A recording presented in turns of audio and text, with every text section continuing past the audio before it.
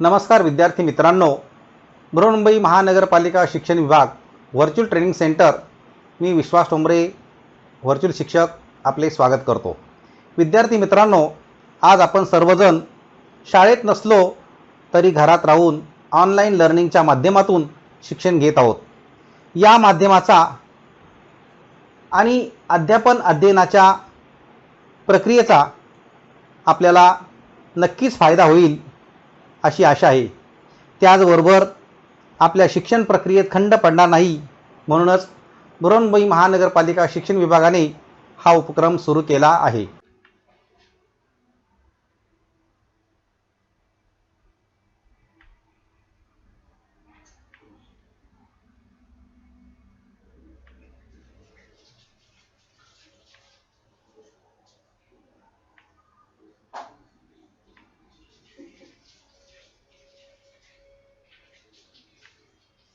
इयत्ता 7वी, विषय मराठी सुलभ भारती।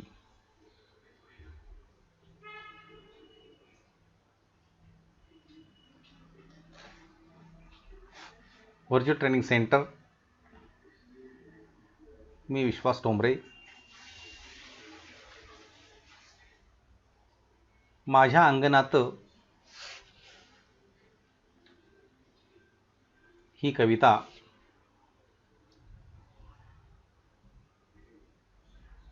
त्याचा अर्थ सांगत आहे।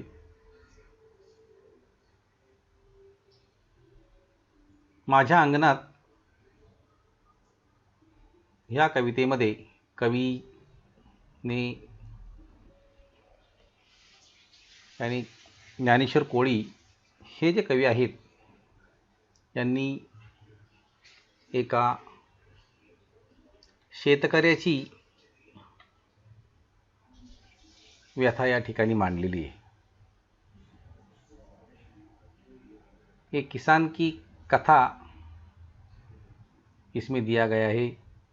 कवी ज्ञानेश्वर कोळी यांच्या बाबतीत जर आपल्याला माहिती घ्यायची झालीच तर ज्ञानेश्वर कोळी हे मराठी साहित्यातील नामवंत कवी आहेत। आभाळ पेलताना हा त्यांचा गाजलेला कविता संग्रह आहे। शेतकरी मजुराची वेदना हा त्यांच्या कवितेचा गाभा आहे। सांगली जिल्ह्यातील अंकलखोप हे त्यांचे गाव आहे। गेली 40 वर्षे त्यांनी राज्यभर कवी संमेलनातून कविता सादर केल्या आहेत आणि शिवाजी विद्यापीठात त्यांचा कविता संग्रह अभ्यासाला या पाठ्यपुस्तकात लागलेला आहे। असे हे कवी ज्ञानेश्वर कोळी त्यांनी ही माझ्या अंगणात ही जी कविता आहे ही कविता एका शेतकऱ्याची कहाणी लिहिलेली आहे।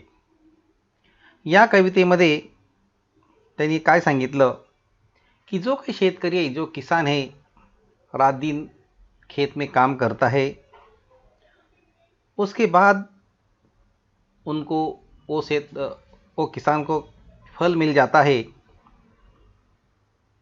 अभी फल यानी त्या शेतकऱ्याला धान्य मिळतं शेतात रात्रंदिवस काम करून। उसके बाद उसको बहुत खुशी हो जाती है, त्याला आनंद होत असतो। हे या कवितेमध्ये कवी ज्ञानेश्वर कोळी यांनी सांगितलेले आहे। तर या कवितेमध्ये त्यांनी काय सांगितले त्या कवितेचं आपण वाचन करणार आहोत। गहू शाळवाचं मोती काळ्या रानात सांडलं, गहू शाळवाचं मोती काळ्या रानात सांडलं, आणि माझ्या अंगणात लख चांदणं पडलं, आणि माझ्या अंगणात लख चांदणं पडलं। काळ्या शार मातीतुनी मोती पवळ्याची रास, काळ्या शार मातीतुनी मोती पवळ्याची रास, अंगणात माझ्या डुले रानमेव्याची मिजास, अंगणात माझ्या डुले रानमेव्याची मिजास। दिला घेतला वाढतो रानातला रानमेवा, दिला घेतला वाढतो रानातला रानमेवा, तुम्ही आम्ही सारे जण गुण्या गोविंदानं खावा, तुम्ही आम्ही सारे जण गुण्या गोविंदानं खावा। जीव दमतो शिनतो घास भरवते माय, जीव दमतो शिनतो घास भरवते माय, घरामंदी घरट्यात जशी दुधातली साय, घरामंदी घरट्यात जशी दुधातली साय, अंगणात आज माझ्या दान टिपती पाखर, अंगणात आज माझ्या दान टिपती पाखर, दूर उडून या जाता आसू येती गालावर, दूर उडून या जाता आसू येती गालावर. कवी आहेत ज्ञानेश्वर कोडे.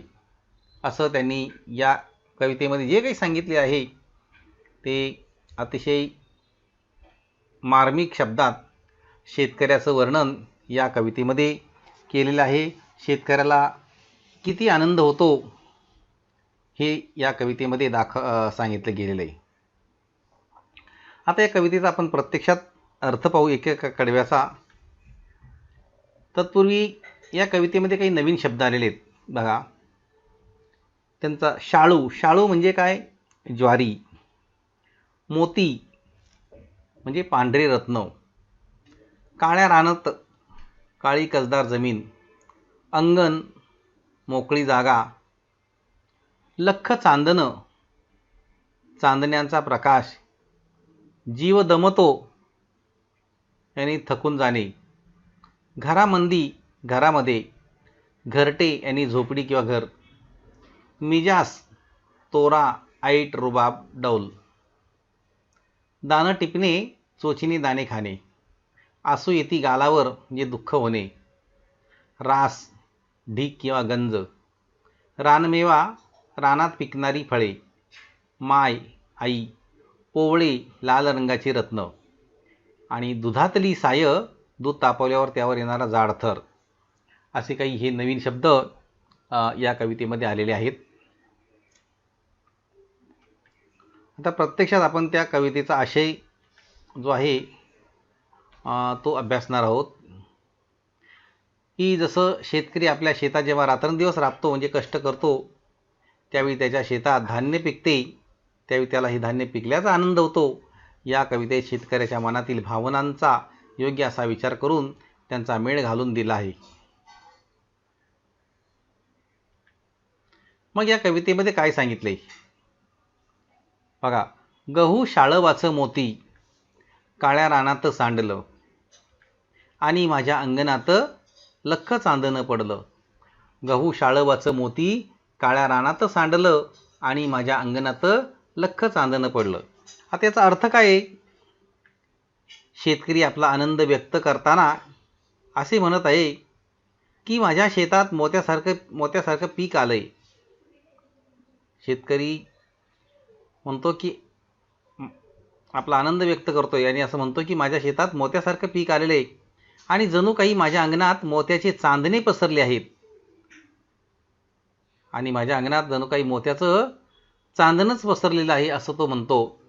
यानी किसान क्या कहता है, उनको बहुत खुशी हो गई है और वो कहता है कि मेरे खेत में जो अनाज का पीक आया है, जो फसल आया है वो एकदम मोती जैसे है और मेरे आंगन में भी मोती के चांदने जैसे बिखरा हुआ है असं या ठिकाणी या कवितेमध्ये सांगितले गेलेलं आहे. पुढच्या कवितेत काय सांगितले? काळ्या शार मातीतूनी मोती पवळ्याची रास, अंगणात माझ्या डुले रानमेव्याची मिजास. काळ्या शार मातीतूनी मोती पवळ्याची रास, अंगणात माझ्या डुले रानमेव्याची मिजास. म्हणजे माझ्या शेतात असणाऱ्या या काळ्या मातीतून जणू काही मोती पवळ्याची रासच पसरलेली आहे असं वाटतं, असं कवी म्हणतात. माझ्या अंगणात पिकलेली फळे ऐटीत डोलत आहेत आणि जी काही अंगणामध्ये पिकलेली फळं पिकली आहेत ती ऐटीत डोलत आहेत असं या ठिकाणी सांगितलं गेलेलं आहे. त्याचबरोबर पुढे काय सांगितले पुढच्या कडव्यात? गहू दिला घेतला वाढतो, गहू दिला घेतला वाढतो, रानातला रानमेवा तुम्ही आम्ही सारेजण गुण्या गोविंदानं खावा. गहू दिला घेतला रानातला रानमेवा तुम्ही आम्ही सारेजण गुण्या गोविंदानं खावा. म्हणजे इथे हा रानमेवा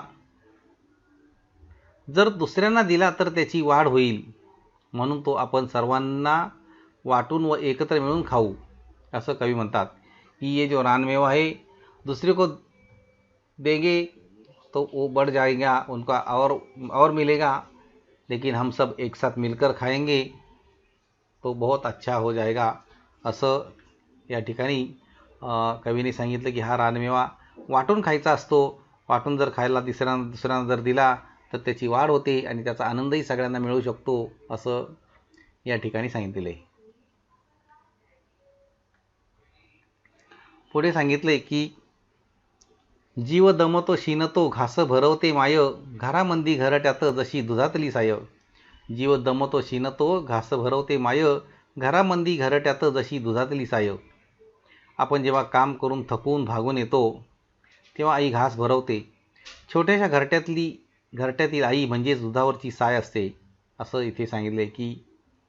आणि इथे चित्रसुद्धा तुमच्यासमोर दाखवले की तो शेतकरी दमून गेलेला आहे, थकून गेला आहे, उसको बहुत थकावट आई है, असं या चित्र. आणि उसके बाद वो घर चला जाता है, असं या ठिकाणी सांगितले. म्हणून म्हटलं की आपण जीव दमतो शिनतो घास भरवते माय, घरामध्ये घरट्यात जशी दुधातली साय.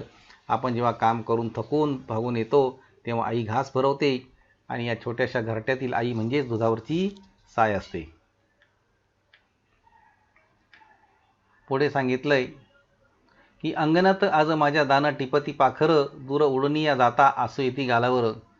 अंगणात आज माझ्या दाना टिपती पाखर, दूर उडनिया जाता आसू येती गालावर. याचा अर्थ काय झाला आहे की आज पाखरे अंगणात दाणे टिपताना पाहून खूप आनंद होतो आहे, परंतु ते जेव्हा लांब उडून जातात तेव्हा खूप दुःख होते.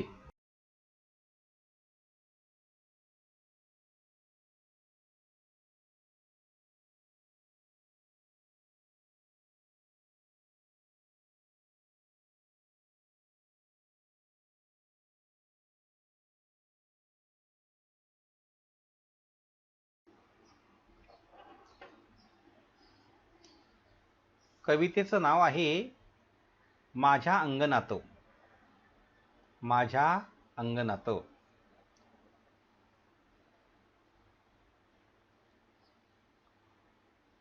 गहू शाळवाच मोती काळ्या रानात सांडलं.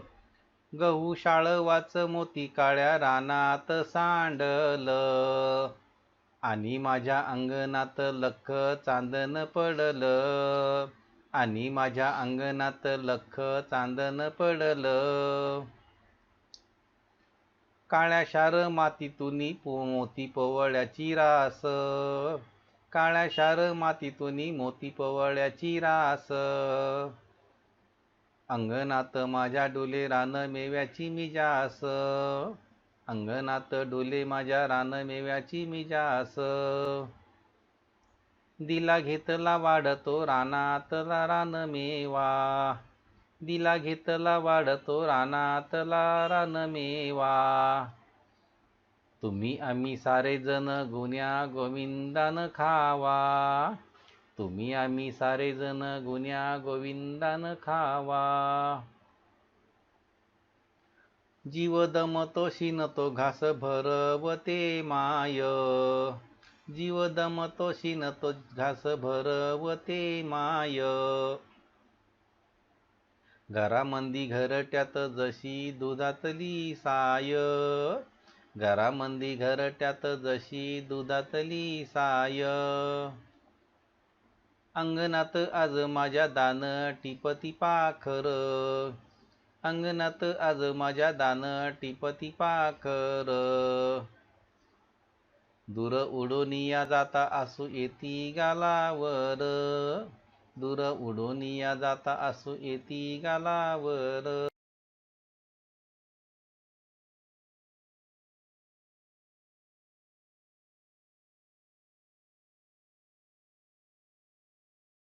इथे काही वाक्प्रचार आणि त्यांचा अर्थ दिलेला आहे. जसं लख चांदणं पडणे म्हणजे शुभ्र असा प्रकाश पडणे. आणि दुसरा वाक्प्रचार आहे गुण्या गोविंदाने खाणे, आनंदाने खाणे. असे दोन वाक्प्रचार आहेत. त्यानंतर काही प्रश्न दिले, त्या प्रश्नांची उत्तरं सांगायची. कवीच्या अंगणात कशाची रास पडलेली आहे? कवीच्या अंगणात कशाची रास पडलेली आहे? कवीच्या अंगणात गहू ज्वारीच्या राशी पडलेल्या आहेत. रानमेवा कुठे आहे?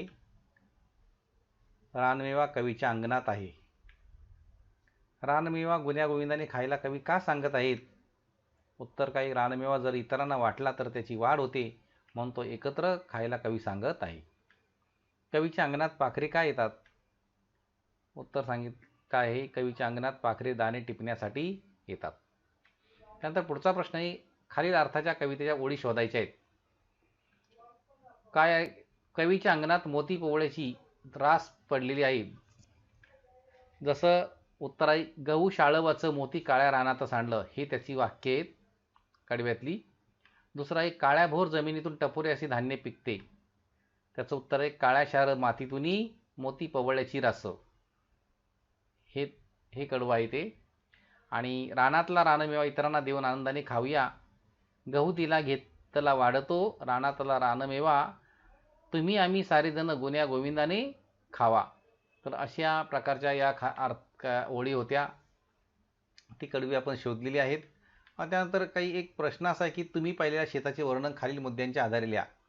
जसं एक गाव हे मुद्दे दिलेत. एक गाव, गावाचे नाव, मामा घ्यायला येतो, एके दिवशी शेतात द्राक्षे अंगूर बाग बडी आहे, खूप द्राक्षे बाजारात विक्रीसाठी, व्यापारी द्राक्षाची तोड, सर्व शेतात द्राक्षे जशा काही गोट्या.